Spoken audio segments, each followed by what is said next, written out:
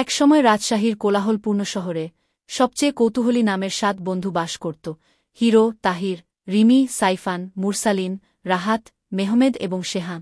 প্রত্যেকের একটি অনন্য প্রতিভা ছিল যা তাদের কিংবদন্তি বন্ধুত্বে অবদান রেখেছিল। দলটির নেতা হেরো তার সাহসিকতা এবং শক্তির জন্য পরিচিত ছিলেন। তাহির, চিন্তাবিদ, তাদের পথে আসা যে কোনো ধাঁধা সমাধান করতে পারে। রিমি তার মায়াবী কণ্ঠে যে কোনো অস্থির হৃদয়কে শান্ত করতে পারে।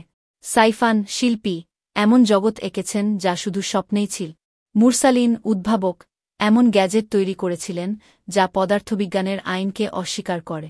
শান্তিপ্রিয় রাহাত তার বুদ্ধিমানের কথায় যে কোনো বিবাদ মিটিয়ে ফেলতে পারতেন।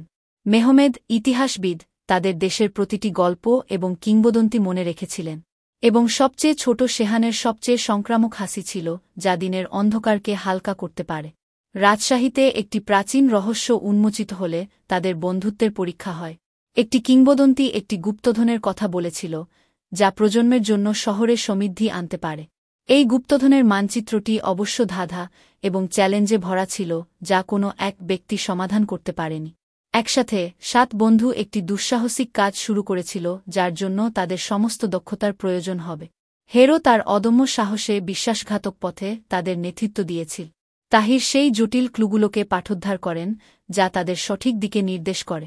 রিমির গানগুলি পথের মধ্যে যে বন্য প্রাণীদের মুখোমুখি হয়েছিল তাদের শান্ত করেছিল। সাইফানের পেইন্টিং ল্যান্ডস্কেপে লুকানো বার্তা প্রকাশ করেছে। মুরসালিনের উদ্ভাবন তাদের অসম্ভব বাধা অতিক্রম করতে সাহায্য করেছিল।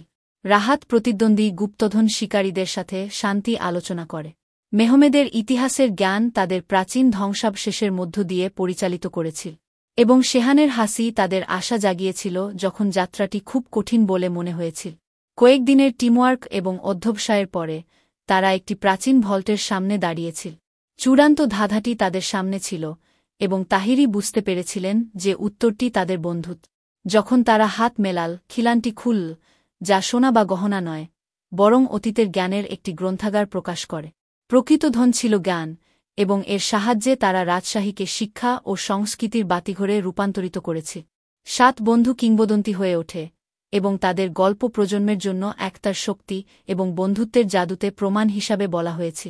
এবং তাই তারা সুখের সাথে বেঁচে ছিল, তাদের বন্ধন অটুট এবং তাদের উত্তরাধিকার অমর। সে